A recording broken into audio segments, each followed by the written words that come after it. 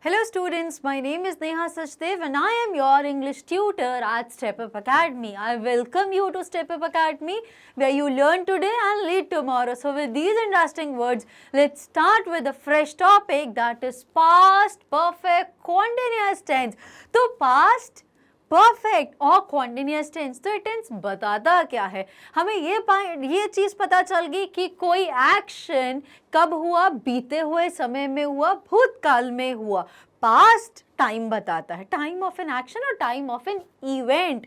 अब परफेक्ट भी था और कॉन्टिन्यूअस भी था, तो एक्शन परफेक्ट होगा या कॉन्टिन्यूअस होगा. तो परफेक्ट का मतलब क्या होता है, कंप्लीट, डन, और कॉन्टिन्यूअस का मतलब क्या होता है, प्रोग्रेस में होना, प्रोग्रेसिव फॉर्म होना.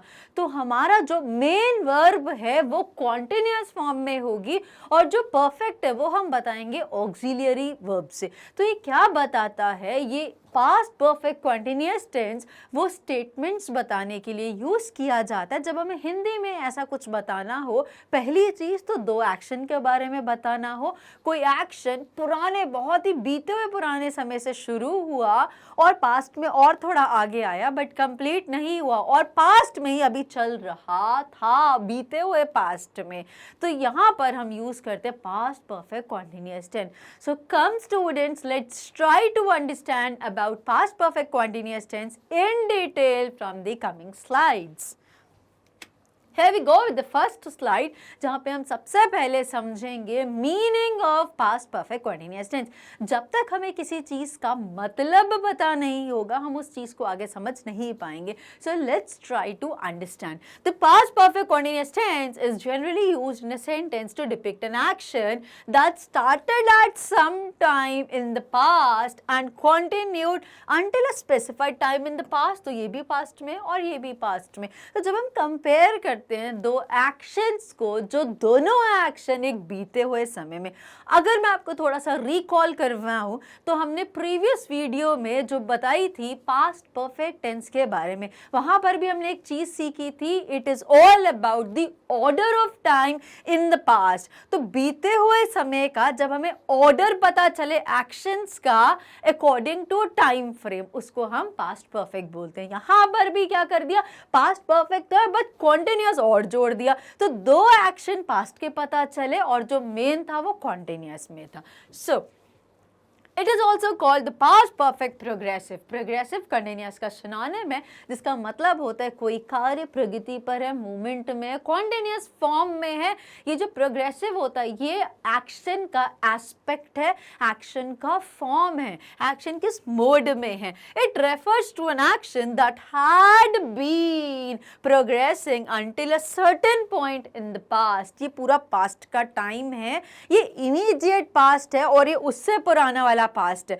तो कोई एक्शन इस समय से बीते हुए, पुराने बीते हुए से होता आ रहा है और पास्ट में आ गया, कंप्लीट नहीं हुआ, अभी भी हो ही रहा है और ये पास्ट आगे आगे आता गया, इसके बाद कहीं जाके प्रेजेंट आएगा. तो पूरा पास्ट का ही एक्शन है, ऑर्डर का पता चला और प्रोग्रेसिव नेचर का पता चला एक्शन के, तो उसको हम बोलेंगे past perfect continuous tense. Now we go with understanding the structure of past perfect continuous tense. अब हम ये समझेंगे कि past perfect continuous tense का grammatical rule क्या होता है.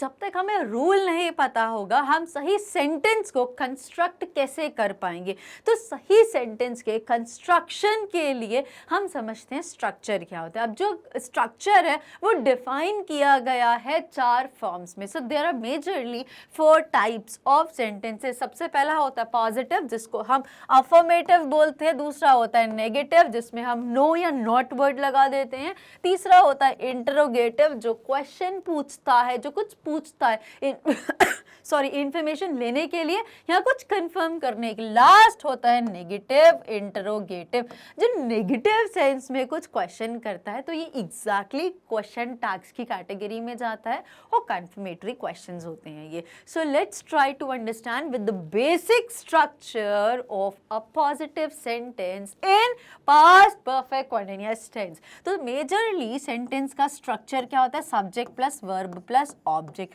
ये एक सेंटेंस का स्ट्रक्चर होता है. लेकिन अगर हम बात करें इंट्रोगेटिव की, तो इंट्रोगेटिव में थोड़ा सा चेंज हो जाता है. ये exactly subject plus verb plus object नहीं रहता, इसके पहले हम हेल्पिंग वर्ब या ऑक्सिलरी वर्ब या सपोर्टिंग वर्ब लगा देते हैं और वो क्या करता है? सब्जेक्ट से पहले लग के सब्जेक्ट से कुछ पूछता है. नाउ अब हमने देखा सब्जेक्ट प्लस वर्ब. अब वर्ब यहाँ पर एक कुछ परफेक्ट में भी होगी और कुछ कॉन्टिन्यूअस में भी होगी. तो इतना समझ लीजिए, जो मेन वर्ब है सेंटेंस की वो कॉन्टिन्यूअस फॉर्म में होगी और जो हेल्पिंग वर्ब है, जो ऑक्सिलियरी वर्ब है, जो सपोर्टिंग वर्ब है, वो हमारी परफेक्ट फॉर्म बताने के लिए यूज करी जाएगी. तो सेंटेंस बनता है सब्जेक्ट, अब पास्ट बता रहे हैं तो पास्ट बताने के लिए हैड का यूज करा और परफेक्ट बताने के लिए हमने बी फॉर्म का यूज करा, जो ऑलरेडी हम प्रीवियस वीडियोस में आपको बता चुके हैं कि बी के कितने फॉर्म होते हैं? 9 फॉर्म्स होते हैं. बी के ओरिजिनल फॉर्म की बात करें या बी जब मेन वर्ब होगी तो इसके 3 फॉर्म हो गए. Be being been, B double E N वाला. Have you ever been to London, वो वाला बीन, BEING सेकेंड फॉर्म होगा. Third form B double E N वाला. ये कब फॉर्म्स होते हैं? जब be as a main verb consider किया जाता है. और बी अगर ऑक्सिलियरी में आ जाए तो बी के 6 फॉर्म्स होते हैं, प्रेजेंट, पास्ट और फ्यूचर में.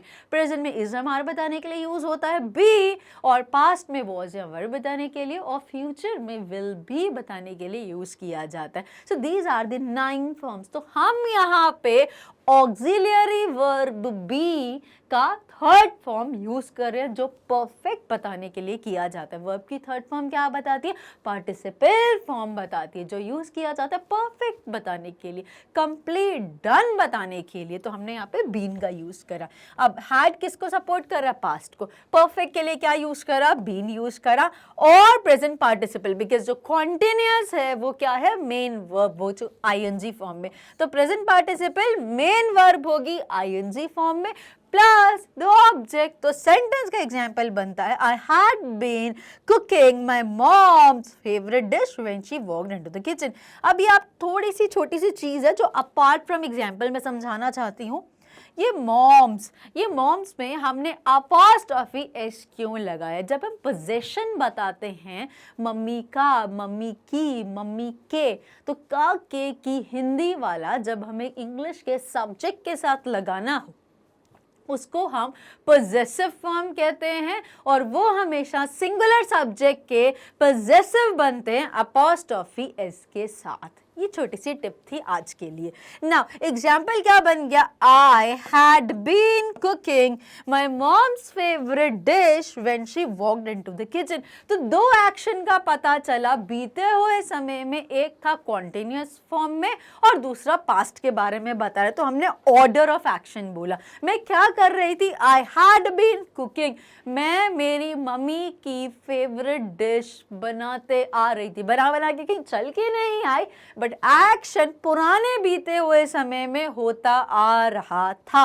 और वो कब तक हुआ? वो पास्ट के उस पॉइंट ऑफ टाइम तक हुआ, लेकिन प्रेजेंट में नहीं आया. कब तक हुआ? When she walked into the kitchen. तो वॉक्ड, वॉक्ड, यहाँ पे कंफ्यूज हो जाओगे कि थर्ड है कि सेकेंड है, तो यहाँ पे सिंपल पास्ट है. तो when she walked into the kitchen, जब वो पास्ट में आई उससे पहले समय से ही एक्शन होता आ रहा था. ये बताने के लिए हमने पास्ट परफेक्ट कंटीन्यूअस टेंस का यूज करा अफर्मेटिव सेंस में या पॉजिटिव सेंस में. Coming to the negative sentence, negative में सिर्फ इतना बताना होता है, पर इसका प्रैक्टिकल यूज बहुत ज़्यादा नहीं होता है 10 to 20% केसेस में, बट मेजरली यूज नहीं होता. लेकिन आप क्योंकि ग्रामर को पढ़ रहे हैं, इसलिए आपको एक करेक्ट और क्लियर मीनिंग पता होना चाहिए. तो नेगेटिव कब यूज किया जाता है? जब हमें बताना हो कि कोई बीते हुए समय से, लंबे बीते हुए समय से कोई एक्शन होता नहीं आ रहा था. तो प्रैक्टिकली यूज नहीं होता, बट यस कुछ केसेस होते हैं जहां पे हमें बताना होता है, जिसको हम एग्जांपल से जस्टिफाई करेंगे. तो पहले उसका स्ट्रक्चर समझते हैं विद एग्जांपल. सो नेगेटिव लगाने के लिए हम क्या करेंगे, जो हमने हैड जो पास्ट बताया था हम उसके साथ नॉट लगा देंगे। तो इसका कॉन्ट्रैक्टेड फॉर्म भी यूज होता है फ्लुएंसी के लिए, दैट इज हैडंट। आप हैड नॉट भी बोल सकते हैं, कोई गलत नहीं है, ऐसा कुछ भी नहीं है। फॉर्मल इनफॉर्मल सेंस में दोनों एब्सोल्युटली करेक्ट है, बस कंफ्यूजन ना हो इसीलिए फ्लुएंसी के लिए हम हैडंट बोलते हैं। सो I had not been doing some activity since past time. तो कैसा हो गया, I had not been cooking my mom's favorite dish when she walked into the room. तो जब बीते हुए समय में past time में मेरी मम्मी जब किचन में आई, past time में when she walked into the kitchen, उससे पहले कोई एक्शन होता आ नहीं रहा था, मतलब कोई एक्शन नहीं होता आ रहा था। It is like this. आप पढ़ते हैं इंट्रोगेटिव, तो इंट्रोगेटिव में थोड़ा सा चेंज हो जाता है। इंट्रोगेटिव सेंटेंस कभी भी सब्जेक्ट से स्टार्ट नहीं होता है, यहाँ पर हम सब्जेक्ट से पहले क्वेश्चन वर्ड लगा देते हैं और कुछ केसेस में हेल्पिंग वर्ब या ऑक्सिलियरी वर्ब का यूज होता है। तो यहाँ पर हमने क्या लगा दिया, हेल्पिंग वर्ब या ऑक्सिलियरी वर्ब लगा दिया। अब ये कैसा रीड करेंगे, had I been cooking my mom's favourite dish when she walked into the kitchen. जब मेरी मम्मी बीते हुए समय में किचन में आई तो क्या उससे पहले कोई एक्शन होता आ रहा था, ये पूछने के लिए, सस्पेक्ट करने के लिए ऐसा सेंटेंस प्रैक्टिकली यूज किया जाता है। कीप इट इन माइंड, आपके भी काम आएगा। Last comes the negative interrogative, तो ये निगेट भी करता है और क्वेश्चन भी करता है, हाईली सस्पेक्टफुल नेचर का है।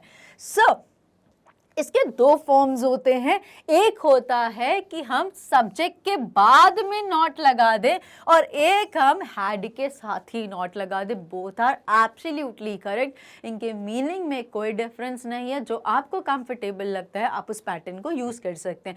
Hadn't I been cooking my mom's favourite dish when she walked into the kitchen, क्या मैं ऐसा काम करते नहीं आ रही थी बीते समय से जब कोई पास्ट का कोई एक्शन हुआ, तो इस सेंस में हम नेगेटिव इंटरोगेटिव का यूज करते हैं। सो आई होप कि आपको पास्ट परफेक्ट टेंस में, पास्ट परफेक्ट कॉन्टिन्यूअस टेंस के चारों सेंटेंसेस क्लियरली समझ में आ गए, चाहे वो अफर्मेटिव सेंस का हो, नेगेटिव सेंस का हो, इंटरोगेटिव या फिर नेगेटिव इंटरोगेटिव क्यों ना। अब जल्दी से हम समझते हैं इसके रूल्स क्या होते हैं और इसका यूज क्या होता है। सो let's change the slide and try to understand with the rule of past perfect continuous tense. तो past perfect continuous tense को कुछ rules govern करते हैं, वो rules हम समझते हैं। Similar to the present perfect continuous tense, the past perfect continuous tense, आप इसको compare किससे कर रहे हैं, present perfect continuous tense, जिसके बारे में हम already detail में समझ चुके हैं। बस इतना सा difference होता है present perfect continuous tense और past perfect continuous tense का।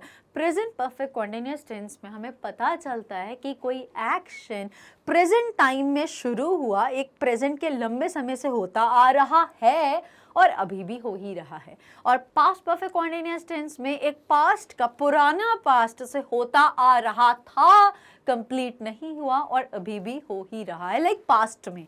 ठीक है सर, इसमें दो चीजें याद रखना, just like present perfect continuous tense, past perfect continuous tense में भी it consist of two helping verbs. हमने कितनी हेल्पिंग वर्ब्स यूज करी थी, ऑक्सिलियरी वर्ब, दो हेल्पिंग वर्ब। एक क्या बताती है, एक हमें पास्ट बताती है, पास्ट बताने के लिए हमने क्या यूज करा, हैड का यूज करा, और दूसरी परफेक्ट बताती है तो वो हमने बी की फॉर्म यूज करी। परफेक्ट बताने के लिए participle form of the verb, जो कि बी की क्या हो गई, बीन हो गया। तो पास्ट परफेक्ट, ये दो ऑक्सिलियरी वर्ब और एक मेन वर्ब। तो मेन वर्ब कौन सी थी, कॉन्टिन्यूअस फॉर्म में थी, तो यहाँ पर वर्ब प्लस उसके सफिक्स पे हम क्या लगा देते हैं, ing. So in case you are employing the tense from an interrogative sentence, the helping verb had comes first following by the subject. और अगर आप interrogative बना रहे हो, जैसा कि हम ऑलरेडी डिस्कस कर चुके हैं, तो had को पहले लगा देंगे बिकॉज वो पूछ रहा है, वो कंफर्म कर रहा है कि क्या कोई ऐसा एक्शन होते आ रहा था बीते हुए समय में, right. So the helping verb had comes first followed by the subject which in turn followed by the helping verb been and the present participle of the main verb, और बाकी पूरा as it is रहता है जो हमने subject verb object वाला rule पढ़ा था। Now We go with the next slide and try to understand with the last thing. For a negative sentence, हम negative में हम क्या करते हैं, negate करते हैं, not लगा देते हैं. तो कहाँ not लगाते हैं? had के साथ. Not is placed after the first auxiliary verb had, क्योंकि हमने इसका contracted form भी पढ़ा था तो याद रहेगा हमेशा. been not तो कभी नहीं होता. hadn't पढ़ा है, had not पढ़ा है, इसलिए हमेशा याद रखिए auxiliary verb जो past time बता रही है उसको negate करते हैं, हम उसके साथ not लगा देते हैं. And for a negative interrogative sentence you can either use a contraction hadn't or place not after the subject. अब अगर मैं negative interrogative की बात करूंगी तो दो चीजें होती हैं, both are absolutely right. यहाँ तो मैं start करूँ negative से hadn't I, या फिर मैं ऐसा बोलूँ had I not, दोनों correct है. had I not थोड़ा सा बोलने में fluency को interrupt करता है, इसीलिए हम इसको बहुत practically use नहीं करते. अगर आप use कर भी लेंगे थोड़ा सा आपको different sound कराएगा और बिल्कुल grammatically correct sound करेगा, right? So now we proceed and let's look at the practical uses of past perfect continuous tense. हमें पता होना चाहिए कि past perfect continuous tense use कहाँ पे किया जाता है. तो सबसे पहला, to denote an action that has been the cause of another action or event in the past, कि एक कोई पुराना एक्शन जिसकी वजह से कोई दूसरा एक्शन हुआ, ये बताने के लिए हम क्या यूज करते हैं, past perfect continuous tense. Confusion तो नहीं है, अगर थोड़ी सी है तो नेक्स्ट स्लाइड में हम इनके एग्जाम्पल से इनको और क्लियरली समझेंगे. दूसरा यूज क्या होता है पास्ट परफेक्ट कॉन्टिन्यूअस टेंस का, टू रिप्रेजेंट एन एक्शन, एक एक्शन बताने के लिए that started at some point in the past, जो कोई बीते हुए पुराने समय में शुरू हुआ एंड कंटिन्यूड और प्रोग्रेस्ड और चलता आ रहा था till a particular time in the recent past. मतलब पुराने पास्ट से चलता शुरू हुआ और कॉन्टिन्यूस था होता है, हो रहा था रीसेंट पास्ट में आ गया और कंप्लीट नहीं और अभी भी हो ही रहा था रीसेंट पास्ट तक. तो वो बताता है हमें पास्ट परफेक्ट कॉन्टिन्यूस टेंस के बारे में. Now We go with the examples. अब यहाँ पे जो हमने यूज पढ़े थे उनको एग्जाम्पल्स के थ्रू जस्टिफाई करके देखते हैं. तो पहला, to denote an action that is the cause of another action in the past. तो जहाँ पे cause and effect का पता चले, इसकी वजह से ऐसा होता आ रहा था, तो वहाँ पर हम यूज करेंगे past perfect continuous tense. बहुत ही प्रैक्टिकल यूज है, please understand it well. Example, Asha was completely exhausted. तो was completely exhausted. exhausted. तो ये कौन सा exhausted है? ये है हमारा past बताने वाला verb की second form. ठीक है, second form past बता रही है. So she was completely exhausted. Past में. Why she was exhausted? As she had been traveling. had बता रहा है, past been बता रहा है, perfect और ट्रैवलिंग बता रहा है verb प्लस ing. तो ये हो गया past perfect continuous tense. अब पास्ट परफेक्ट कॉन्टिन्यूअस टेंस, जब हमें कॉज पता चले किसी एक्शन की in the past. So she was completely exhausted. Why? क्योंकि she had been doing some activity for 3 days. कोई एक्शन 3 दिनों से होता आ रहा था जिसकी वजह से पास्ट में कुछ हुआ. तो कॉज एंड इफेक्ट का जहां पर हमें पता चले, या फिर लेमैन में समझ लीजिए जहां पे हमें ऑर्डर ऑफ एक्शंस का पता चले और दोनों पास्ट के, तो वहां पर हमारा एक होगा सिंपल पास्ट में और दूसरा होगा पास्ट परफेक्ट कॉन्टिन्यूअस टेंस में. याद रखना, सिंस और फॉर का यूज हमेशा किया जाता है पास्ट परफेक्ट कॉन्टिन्यूअस टेंस में, और अगर नहीं भी करेंगे तो भी बहुत ज्यादा गलत नहीं होगा, बिकॉज इसमें जो एक्शंस रहते हैं वो क्लियर बता देते हैं कि एक्शन लंबे समय से होता आ रहा है और रीसेंट पास्ट में आ गया है. एक और example, George was angry. Why he was angry? इसका कारण क्या था? Cause and effect. Because he had been waiting for them the whole day. इसमें मैंने ना since का यूज करा ना मैंने for का यूज करा. ये for them है, ये वो नहीं, उनका इंतजार कर रहा था, उनके लिए इंतजार करता आ रहा था. ये वो वाला for है, टाइम वाला नहीं है, राइट? तो George was angry. Past point of time, recent past में वो एंग्री हुआ. वो क्यों हुआ? बिकॉज कोई एक्शन एक लंबे समय से होता आ रहा था जिसको बहुत देर से जॉर्ज होल्ड कर रहा था, बट वो एक्शन कंप्लीट नहीं हुआ और वो गुस्सा हो गया. सो George was angry because he had been waiting for them the whole day. वो सुबह से लेकर रात तक इंतजार करते आ रहा था और जब लिमिट खत्म हो गई तो वो गुस्सा हो गया. तो कॉज, गुस्सा, इफेक्ट हमें यहाँ से पता चला. सो जब हमें सीक्वेंस ऑफ एक्शन का पता चले, हमें ऑर्डर ऑफ एक्शंस का पता चले और एक पता चले कि रीसेंट पास्ट है और एक पता चले कि पुराने पास्ट से होता आ रहा था, तो वहाँ पर हम ब्लाइंडली यूज कर सकते हैं पास्ट परफेक्ट कंटीन्यूअस टेंस का. नाउ अब और एग्जाम्पल्स को जल्दी से समझते हैं. सो नेक्स्ट एग्जाम्पल क्या बताता है? To represent an action that progressed in the past until another action in the past. अब एक हो रहा था और दूसरा हुआ. Do you know for how long Anita had been working at the college before she moved to the Pollachi? So she before, इससे पहले कि वो पोलाची जाती, क्या आपको पता है? ये पूछ रहा है. Past perfect continuous tense interrogative way में बताया गया है कैसे प्रैक्टिकली फ्रेम किया जाता है. So it is like before she move to Pollachi. तो इससे पहले कि जब वो पोलाची गई, उसके पोलाची जाने से पहले क्या आपको पता था कि how long she had been working at the college? वो उससे जाने से पहले वो कितने समय से कॉलेज में पढ़ाते आ रही थी. तो यहाँ पे हमें सीक्वेंस ऑफ एक्शंस का पता चला या ऑर्डर ऑफ एक्शन का पता चला. एक और example, I had been waiting to hear from the admissions officer for more than a month before I applied to other colleges. Before I applied, ये क्या? बिफोर आई अप्लाइड, इससे पहले जब मैंने अप्लाई किया, मतलब मेरे दूसरे कॉलेजेस में अप्लाई करने से पहले मैं एक लंबे समय से, इससे भी पुराने पास से इंतज़ार करते आ रही थी कि कहीं से कोई मुझे गुड न्यूज़ मिल जाए फ्रॉम द एडमिशंस ऑफिसर, कि शायद मुझे मेरा कहीं पे अप्लाई हो गया, मेरा कहीं पे कंफर्मेशन हो गया, बट मैं एक महीने से इंतज़ार करते आ रही थी कि शायद कोई एडमिशन ऑफिसर मुझे बता दे कि you have successfully admitted to our college और यूनिवर्सिटी.